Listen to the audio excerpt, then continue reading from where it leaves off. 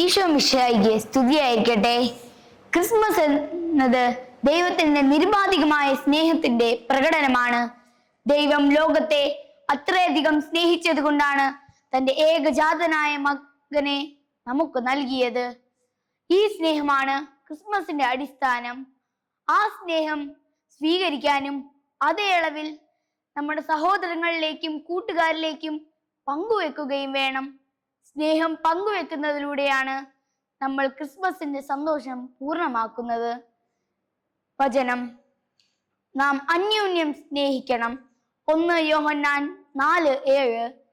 സുഹൃത ജപം: സ്നേഹത്തിന്റെ ഉറവിടമേ, എന്റെ ഹൃദയത്തെ സ്നേഹത്താൽ നിറയ്ക്കണമേ.